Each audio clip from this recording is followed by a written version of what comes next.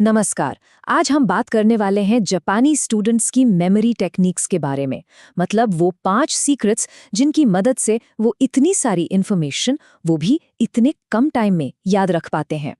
कभी सोचा है कि कुछ चीजें हमें सालों साल क्यों याद रहती हैं, जबकि कोई जरूरी फॉर्मूला या तारीख मिनटों में ही दिमाग से गायब हो जाती है। ये हम सबके साथ होता है ना।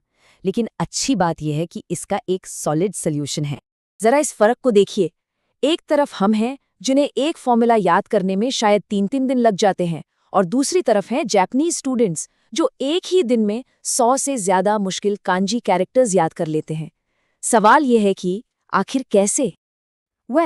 इसका राज छिपा है एक जापानी टेक्निक में जिसे कहते हैं मेमोरी लॉक। और नहीं, ये कोई मैजिक ट्रिक नहीं है, बल्कि ये हमारे दिमाग के काम करने के तरीके पर बेस्ड एक बहुत ही पावरफुल मेथड है। तो ये मेमोरी लॉक खुलता है 3 चाबियों से। पहली है विजुअल्स यानी तस्वीरें, दूसरी है लॉजिक यानी तर्क, और तीसरी सबसे जरूरी इमोशन यानी भावनाएं। जब ये तीनों एक साथ मिल जाती है ना, तो कोई भी इंफॉर्मेशन दिमाग में हमेशा के लिए लॉक हो जाती है। तो इस पूरी पड़ताल में हम 5 सीक्रेट्स को एक एक करके खोलेंगे। Visual story telling, dramatic mnemonics, brain workout, सिखाने के लिए सीखना, और आखिर में गैप्स की पावर। चलिए तो फिर शुरू करते हैं पहले सीक्रेट के साथ, विजुअल स्टोरी टेलिंग। इसे कांजी कोडिंग की कला भी कहते हैं। तो होता क्या है कि जापानी बच्चे कांजी कैरेक्टर्स को रट्टा नहीं मारते, बल्कि उसे कहानी से जोड़ते हैं। हर कांजी अपने आप में एक तस्वीर है। जैसे पेड़ के लिए जो कांजी कैरेक्टर है वो सच में एक पेड़ जैसा ही दिखता है। उसकी शाखाएं हैं, जड़ें हैं, बिल्कुल एक तस्वीर की तरह। और पता है सबसे कमाल की बात क्या है? इसके पीछे पक्की साइंस है।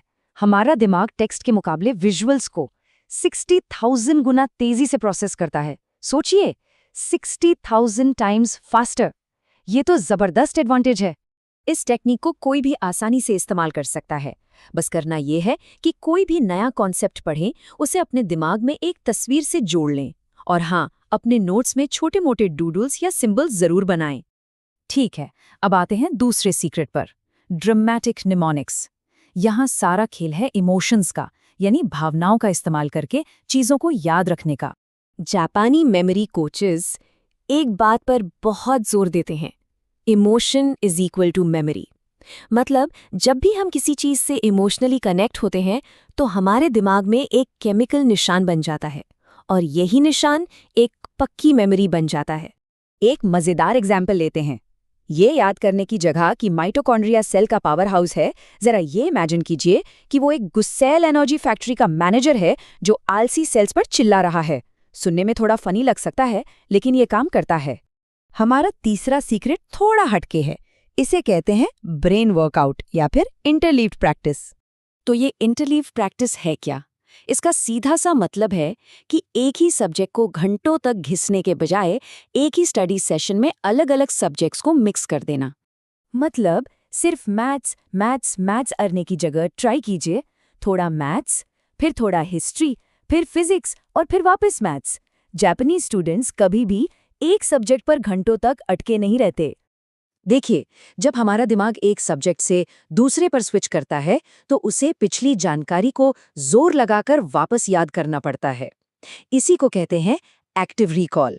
हाँ, शुरू में ये थोड़ा मुश्किल लगता है, पर इससे मेमोरी बहुत गहरी और स्ट्रॉन्ग बनती है। चलिए, अब बारी है चौथे सीक्रेट की, और ये एक बड़ी ही इंटरेस्टिंग कहानी से जुड़ा हुआ है। तो हुआ यूं कि किसी ने एक जापानी एक्सचेंज स्टूडेंट को क्लास के बाहर एक दीवार से बातें करते हुए देखा।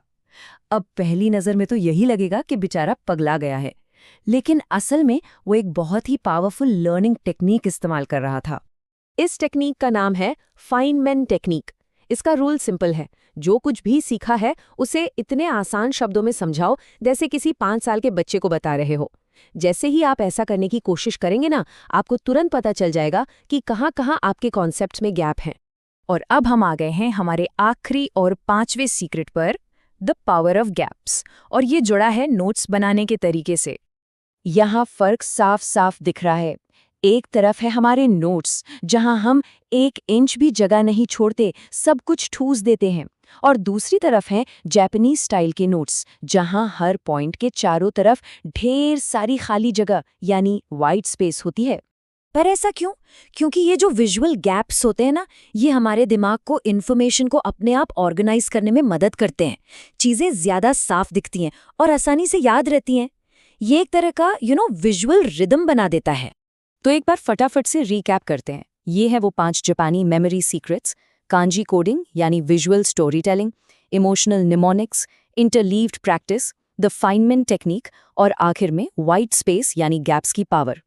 तो देखिए, पूरी बात का निचोड़ यही है कि याद रखने के लिए रट्टा मारना जरूरी नहीं है। एक रिदम, एक लय चाहिए, और इन टेक्निक्स को अपनाकर कोई भी अपनी मेमोरी को पहले से कहीं ज्यादा बेहतर बना सकता है।